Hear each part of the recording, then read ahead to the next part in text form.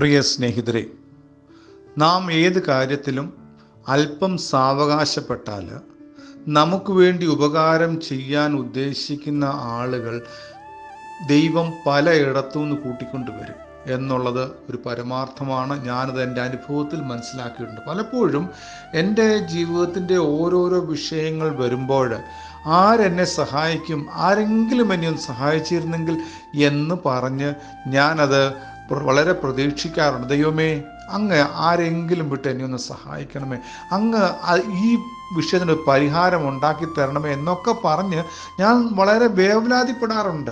അപ്പോഴൊക്കെ ദൈവം എന്നോട് സംസാരിക്കുകയും എനിക്ക് ക്ഷമയുടെ പാഠങ്ങൾ പഠിപ്പിച്ചു തരികയും ചെയ്തതൊക്കെ എൻ്റെ ജീവിതാനുഭവത്തിലുള്ളത് ഞാൻ ഓർക്കുന്നു.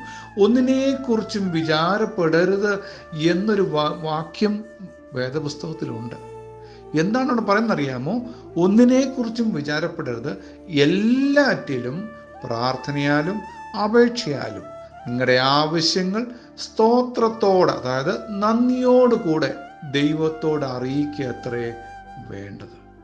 പ്രിയരെ, നമ്മുടെ ജീവിതത്തിൽ ഏത് വിഷയമായിരുന്നാലും അത് നന്മയ്ക്കുള്ളതായാലും, തിന്മ വന്നിട്ട് തിന്മയിൽ നിന്ന് രക്ഷ പ്രാപിക്കാനാണെങ്കിലും, രോഗം വന്നിട്ട് സൗഖ്യം വരാനാണെങ്കിലും, പണം നഷ്ടം വന്നിട്ട് അത് നികത്തിയെടുക്കാനാണെങ്കിൽ, കടമുണ്ടായിട്ട് കടം പരിഹരിക്കാനാണെങ്കിൽ, ഏത് ജീവിതത്തിൻ്റെ ഏത് വിഷയമായിരുന്നാലും അവിടെ ഒക്കെയും ദൈവത്തിന് നമ്മെ സഹായിക്കാൻ കഴിയും. ദൈവം സഹായിച്ചില്ല എങ്കിൽ, ദൈവം വഴി ഒരുക്കിയില്ല എങ്കിൽ, ദൈവം പരിഹാരം തന്നില്ല എങ്കിൽ, നമ്മൾ എത്ര ശ്രമിച്ചാലും എത്ര ഇതിനു വേണ്ടി ഒരുങ്ങിയാലും പലപ്പോഴും കാര്യം നടക്കാതെ പോകും. ഇങ്ങനെ ഒരു വാക്യം ബൈബിളിലുണ്ട്: യഹോവ പട്ടണം കാക്കാതെ ഇരുന്നാൽ കാവൽക്കാരൻ വൃഥാ അധ്വാനിക്കുന്നു. അതിൻ്റെ അർത്ഥം മനസ്സിലായോ? ദൈവം, യഹോവയായ ദൈവം ഒരു പട്ടണം കാക്കുന്നില്ലെങ്കിൽ, സൂക്ഷിക്കുന്നില്ലെങ്കിൽ, ദൈവം അതിനെ തള്ളിക്കളയുന്നുവെങ്കിൽ, അതിലെത്ര കാവൽക്കാരുണ്ടെങ്കിൽ പോലും അവരെത്ര കാവൽ ചെയ്താലും, ഏതെല്ലാം രീതിയിലുള്ള ക്രമീകരണങ്ങൾ വരുത്തിയാലും അതിന് സുരക്ഷിതത്വം ഉണ്ടാകുകയില്ല എന്നാണ് ആ വാക്യം പറയുന്നത്. ആ വാക്യം ഞാൻ ഒന്നുകൂടെ പറയട്ടെ: യഹോവയായ ദൈവം പട്ടണം കാക്കാതെ ഇരുന്നാൽ കാക്കുന്നവൻ, കാവൽക്കാരൻ വൃഥാ അധ്വാനിക്കുന്നു എന്നാണ് അതിൻ്റെ അർത്ഥം. അപ്പോൾ അതിൻ്റെ അർത്ഥം മനസ്സിലായെന്ന് ഞാൻ കരുതുകയാണ്. അപ്പോൾ ദൈവത്തിന് വേണ്ടി നമ്മൾ സമയം അനുവദിച്ചെടുക്കണം.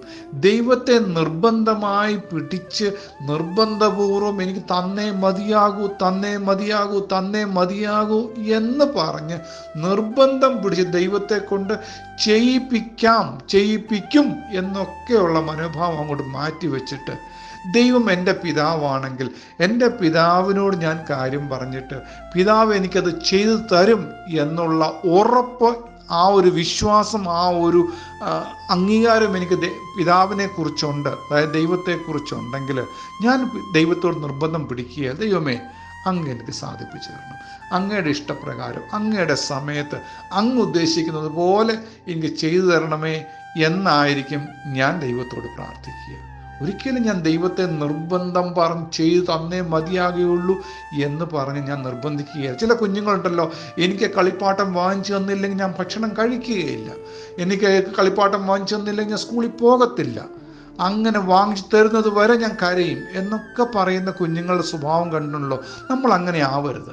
നമ്മുടെ അപ്പൻ്റെ മുന്നിൽ ചെല്ലുമ്പോൾ, അപ്പാ, അങ്ങയുടെ ഇഷ്ടപ്രകാരം എനിക്ക് തരണമേ, എനിക്കൊരു രോഗമുണ്ട്, എനിക്ക് സൗഖ്യം വരുത്തരണമേ, അപ്പോൾ എൻ്റെ ജീവിതത്തിലെ കുറവുകളുണ്ട്, അതെന്തൊക്കെയാണ് എനിക്ക് കാണിച്ചു തരണമേ, എൻ്റെ ജീവിതത്തിൽ തിരുത്തേണ്ടത് എന്തൊക്കെയാണ് അതെനിക്ക് പറഞ്ഞു തരണമേ, എനിക്കതിനുള്ള ബോധം തരണമേ എന്ന് പറഞ്ഞ് വളരെ വിനയത്തോടെ സ്നേഹത്തോടെ വേണം നാം ദൈവത്തോട് പ്രാർത്ഥിക്കാനായിട്ട്. കടുംപിടുത്തം പിടിക്കരുത്. കാരണം നമ്മുടെ ജീവിതത്തിലെ ക്രമീകരണങ്ങൾ വരുത്താൻ ദൈവം ഉദ്ദേശിക്കുന്നെങ്കിൽ ആ ക്രമീകരണമാണ് ആദ്യം ഉണ്ടാകേണ്ടത്. നമുക്കറിയാമല്ലോ, ഒരു കുഞ്ഞിന് പനി പിടിക്കുന്നെങ്കിൽ അത് മഴ നനഞ്ഞാണ് പനി പിടിച്ചതെങ്കിൽ പിന്നെയും ആ കുഞ്ഞ് മഴ നനയാൻ പോകരുത്. അപ്പോൾ നമ്മൾ എന്ത് ചെയ്യും? ആ കുഞ്ഞിനെ തടയും. മോനെ മഴ വരുന്നു, വെളിയിൽ ഇറങ്ങരുത്, മഴ നനയരുത്, അഥവാ തലയിൽ വെള്ളം വീണ ഉടനെ തല തുവർത്തണം എന്നൊക്കെ നമ്മൾ പറഞ്ഞ കുഞ്ഞിനെ ഉപദേശിക്കുകയും ആ കുഞ്ഞിനെ സൂക്ഷിക്കുക. അല്ല, പനി മാറാൻ വേണ്ടി മരുന്ന് കൊടുക്കുമ്പോൾ തന്നെ ആ പനി വരാനുള്ള കാരണം മഴ നനയുന്നതാണെങ്കിൽ ആ കാരണം നമ്മൾ ആദ്യം മാറ്റിയെടുക്കണം. അതല്ലേ ആവശ്യമായിരിക്കുന്നത്. അപ്പോൾ കാരണങ്ങൾ കണ്ടുപിടിച്ച് തക്കതായ കാരണങ്ങൾ ഉള്ളതൊക്കെ പരിഹരിച്ചെങ്കിൽ മാത്രമേ അതും കൊണ്ടുണ്ടാകുന്ന പ്രശ്നങ്ങൾ, അതും കൊണ്ടുണ്ടാകുന്ന പ്രയാസങ്ങളൊക്കെ മാറി വരികയുള്ളൂ. അപ്പോൾ നമ്മൾക്ക് ദൈവസന്നിധിയിൽ താഴ്മയോടെ, ദൈവമേ, അങ്ങ് എൻ്റെ പിതാവാണ്, അങ്ങ് സ്നേഹമുള്ള പിതാവാണ്, എൻ്റെ എല്ലാ വിഷയങ്ങളും അറിയുന്നതാണ്, എൻ്റെ സ്വഭാവം, എൻ്റെ മുൻകാല ചെയ്തികൾ, എൻ്റെ പ്രവൃത്തികൾ, എൻ്റെ സംസാരമൊക്കെ ദൈവത്തിന് ഇഷ്ടമില്ലാത്തത്, ദൈവത്തെ ദുഃഖിപ്പിക്കുന്നത് വന്നുപോയെങ്കിൽ എന്നോട് ക്ഷമിക്കണമേ. അതൊക്കെ കണ്ട് തിരിച്ചറിഞ്ഞ് അത് ആവർത്തിക്കാതിരിപ്പാൻ, തെറ്റുകൾ പിന്നെയും ആവർത്തിക്കാതിരിപ്പാനുള്ള ബോധം എനിക്ക് തരണമേ എന്ന് പറഞ്ഞ്, ദൈവമേ എൻ്റെ കുറവുകൾ എന്നോട് ക്ഷമിക്കണമേ എന്ന് പറഞ്ഞ് ദൈവസന്നിധിയിൽ ചെല്ലാൻ നമുക്ക് ശ്രമിക്കാം. ദൈവം വളരെ കരുണയുള്ളവനാണ്. അവൻ കരുണ കാണിക്കുകയും ക്ഷമിക്കുകയും പൊറുക്കുകയും നമ്മുടെ വിഷയങ്ങൾക്ക് പരിഹാരം തന്ന് സന്തോഷത്തോടെ സമാധാനത്തോടെ ജീവിപ്പാനുള്ള വഴികൾ ദൈവം നമുക്ക് ഒരുക്കിത്തരും എന്നൊരു ഉറപ്പ് നമുക്കുണ്ടാകട്ടെ. ദൈവത്തെ നമുക്ക് കടന്ന് വിശ്വസിക്കാം. ഏറ്റവും കൂടുതൽ ദൈവത്തെ നമുക്ക് വിശ്വസിക്കാം. ദൈവം നമ്മെ സഹായിക്കട്ടെ.